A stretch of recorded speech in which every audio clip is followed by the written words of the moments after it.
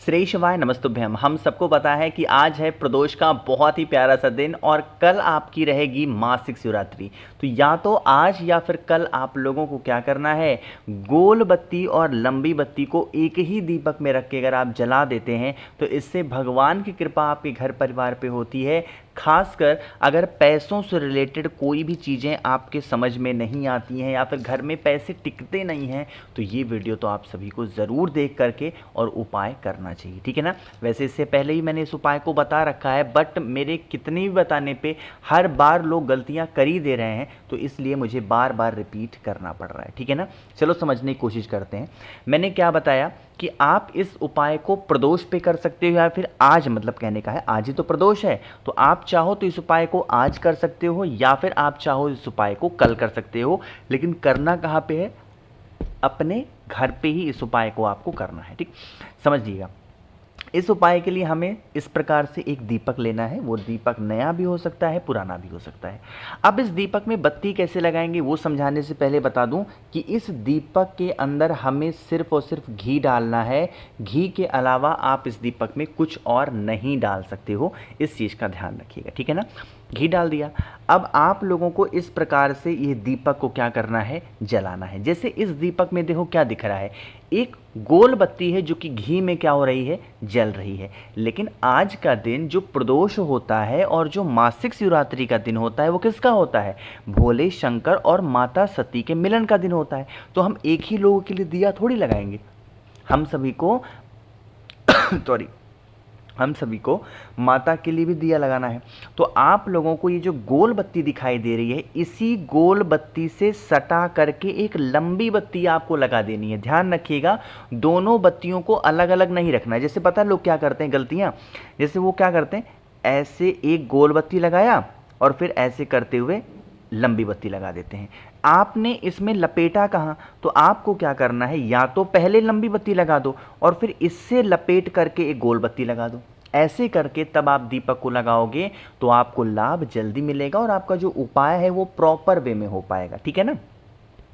बारी आती है इस दीपक को जलाने की, प्रज्वलित करने की। तो आप लोगों को जो गोल बत्ती का दिया है, जब इसे जलाओगे तो तुम रुकेश्वर महादेव का स्मरण करना है। ध्यान रखिएगा, जब कभी विशेष परिस्थिति आ जाए और उन परिस्थिति से हमको निकलने का कोई रास्ता ही ना मिल रहा हो ना, तो हम लोगों को तुमरुका जी का स्मरण करना चाहिए। तो तुम रुकेश्वर महादेव के नाम से गोल बत्ती वाला लगाना। जब लंबी बत्ती वाला दीपक को प्रज्वलित करोगे तो वहां पर माँ सती का स्मरण करना है, माँ लक्ष्मी का ध्यान करते हुए, रिद्धि सिद्धि का स्मरण करते हुए अगर आप ये दीपक को जलाते हैं तो इससे आपकी फैमिली में, परिवार में खुशियाँ बहुत आती हैं। अब बारी आती है कि भैया इस दीपक को हम लगा कहाँ रख सकते हैं।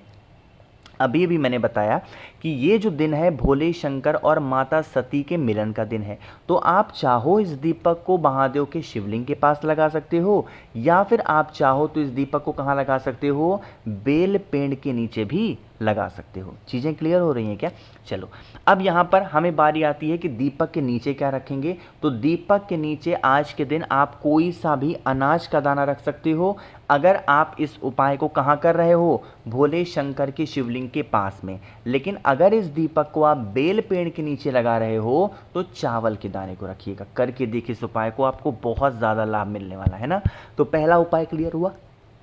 आगे बढ़ते हैं इस वीडियो के हम लोग अपने दूसरे उपाय की तरफ, जो कि मूंग के दाने के साथ करना है। बहुत ही अलग सा उपाय है, बहुत ही प्यारा सा। और इस उपाय को करने से आप अपने घर की कितने भी बड़े रोग को हमेशा के लिए ख़त्म कर सकते हो। ध्यान रखिएगा एक चीज़ का, और जब हम कोई भी उपाय की बात करते हैं प्रदोष के दिन की या मासिक शिवरात्रि के दिन की, तो कोई भी उपाय सुबह नहीं करते हैं। सारे उपाय कब किए जाते हैं, शाम के टाइम पे प्रदोष काल में। तो जो मैं उपाय बताऊंगा आप सभी को समझना होगा कि ये उपाय हमें शाम के टाइम के बाद में ही करना है, सुबह नहीं करना है। तो स्क्रीन पे आपको मूंग के दाने दिखाई दे रहे हैं। आपको क्या करना है, खड़े मूंग के दाने, गेहूँ गिनती नहीं करनी है, एक चुटकी लीजिएगा। फिर महादेव की प्रिय चीज़ भी हम कैसे भूल सकते हैं, जो कि क्या होती है, बेल पत्र लेनी है। एक ही लीजिएगा, बहुत ज़्यादा लेने की ज़रूरत नहीं है, और पहुंच जाइएगा सीधा महादेव के शिवलिंग के पास में। अच्छा, आपको पता होगा कि जब हम कोई भी उपाय करते हैं तो जल उसमें हम क्या करते हैं, बाद में चढ़ाते हैं। बट मैक्सिमम ऐसे उपाय हैं जो रोग बीमारी का हम उपाय करते हैं उसमें जल हम क्या करते हैं, जल को पहले चढ़ाते हैं। ठीक है ना। तो क्या करिएगा, सबसे पहले जल किसके नाम का चढ़ाएंगे, कुंदकेश्वर महादेव, क्योंकि रोग बीमारी का उपाय हम किसके लिए करते हैं, कुंदकेश्वर महादेव के नाम से। ठीक है। अब आपके पास में क्या है, बेलपत्र है, तो उस बेलपत्र को माता अशोक सुंदरी के स्थान पे रखिएगा। और जो आपके पास में मूंग के दाने हैं, जो भी इंसान घर में बीमार है उसका नाम और गोत्र बोल के बेलपत्र के बड़े वाले पत्ते पे अगर आप इस उपाय को प्रदोष के दिन प्रदोष काल में या मासिक शिवरात्रि के दिन प्रदोष काल में करते हो तो इसका लाभ आपको बहुत ज़्यादा मिलेगा। और ध्यान रखिएगा, जब आप जल को चढ़ाएंगे तो जल के अंदर गंगा जल डालना अनिवार्य होता है। रोग बीमारी का कोई भी उपाय बिना गंगा जल के कंप्लीट नहीं माना जाता। अच्छा, एक चीज़ आपको और बताना चाहता हूँ कि अगर आप लोगों ने गुरुजी की कथा को ध्यान से सुना होगा, उन्होंने कई बार बता रखा है कि हम सभी लोगों को जब कोई मेडिसिन खानी है, जब भी कोई भी दवा खानी है तो किसके नाम से खानी है, कुंदकेश्वर महादेव के नाम से हमें क्या करनी है, दवा को खाना होगा। ठीक है ना। करके देखिए इस उपाय को, आपके घर से रोग बीमारियां कहाँ गायब होंगी आप समझ भी नहीं पाओगे। आगे बढ़ते हैं इस वीडियो के हम लोग अपने तीसरे उपाय की तरफ, जो कि हमें किससे करना है, मात्र और मात्र करना है पीले चंदन के साथ में। प्रदोष का ये उपाय या मासिक शिवरात्रि का ये उपाय आप सभी को करना है।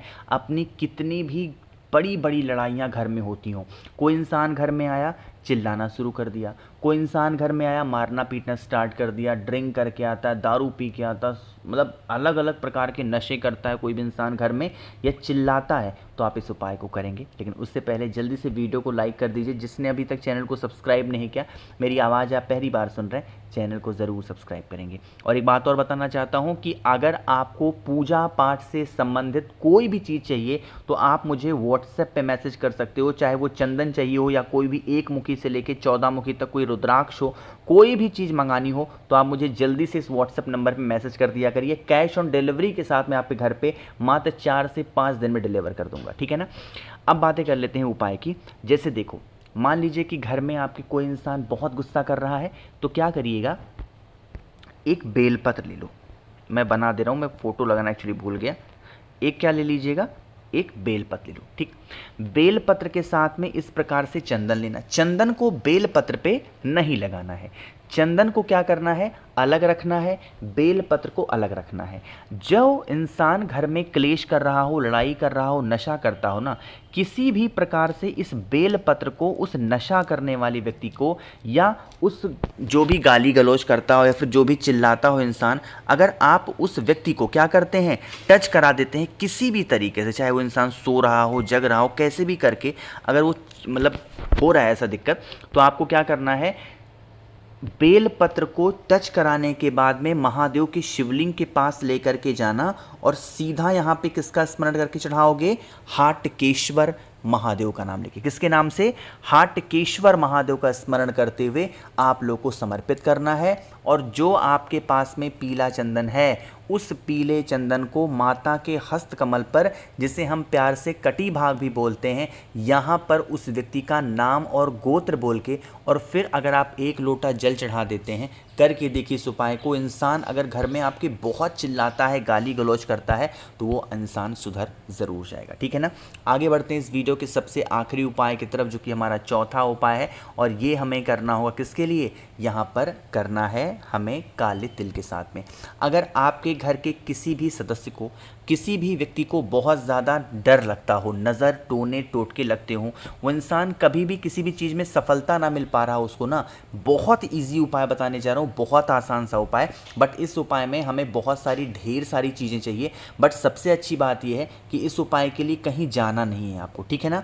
सबसे पहला काम करिएगा, एक तांबे का लोटा लीजिएगा, जल भरिएगा, जल के अंदर गंगा जल डालिएगा। अब देखो इसके अंदर हमें क्या क्या डालना है।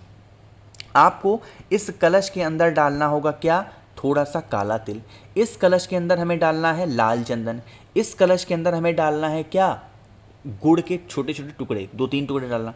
इस कलश के अंदर हमें एक बेलपत्र, इस कलश के अंदर हमें क्या डालना है, एक शमी का पत्ता। पूरे घर में घूम करके और महादेव के शिवलिंग के ऊपर अगर इस जल को आप समर्पित कर देते हो, चाहे वो कितने भी बड़े कष्ट आपके घर में परिवार में चल रहे होंगे जिनसे आपको छुटकारा चाहिए, तो यकीन मानिए वो चीज़ें आपके घर से बाहर जाएंगी और जितनी निगेटिव एनर्जी होगी वो आपके घर के बाहर जाके पॉजिटिव एनर्जी आपके घर में ज़रूर आएगी। बाकी मैंने कोशिश की आप सभी को सब कुछ बड़े ही विस्तार से बताने की। वीडियो पसंद आई हो तो लाइक करिएगा, कुछ पूछना है नीचे कमेंट सेक्शन में पूछें, और मेरे जितने भी भाई बहन आवाज़ पहली बार सुन रहे हैं चैनल को ज़रूर सब्सक्राइब करेंगे। श्री शिवाय, नमस्तुभ्यं।